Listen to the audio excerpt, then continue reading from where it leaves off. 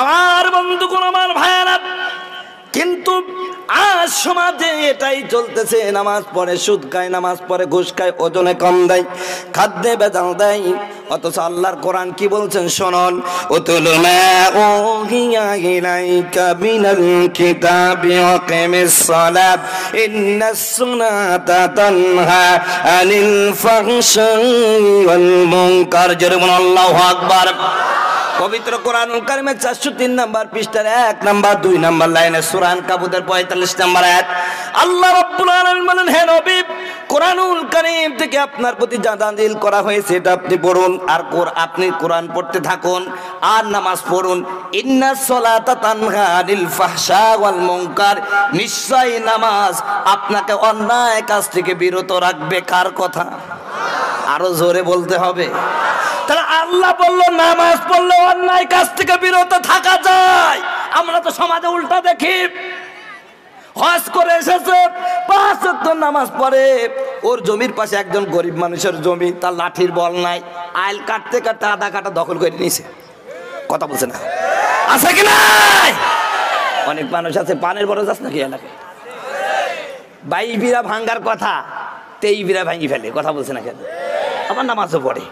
এই যে 1 বিরা বেশি করে ভাঙি নিয়ে আসলেন, কি নামাজ পড়লেন? নামাজ কি হয়েছে?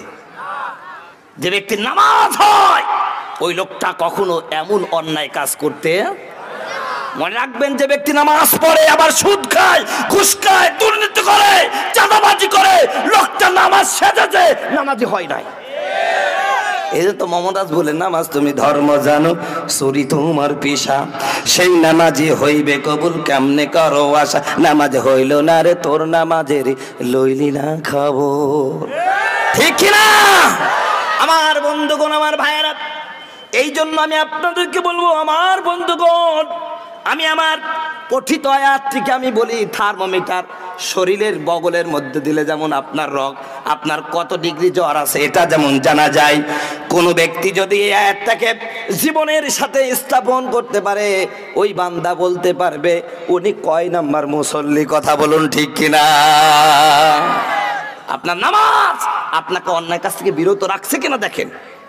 আপনি নামাজের আগে চাঁদাবাজি করতেন, আলেমদের ব্যাপারে মিথ্যা মামলা দিতেন, নামাজের আগে নামাজ পড়তেন না, হুজুর টুজুর দেখতে পারতেন না, হুজুরের বিরুদ্ধে মিথ্যা মামলা আপনি দিয়ে দিতেন। এখন আপনি নামাজ পড়েন, আলেমদের ভালো লাগছে, নামাজ পড়ছেন, আপনি আর হুজুরদের বিরুদ্ধে মিথ্যা মামলা দেন না, আবার ওজনে কম দেন না, খাদ্যে ভেজাল দেন না, তাহলে বুঝতে হবে আপনার নামাজটা ঠিক মতন হচ্ছে। কথা বলুন ঠিক কিনা?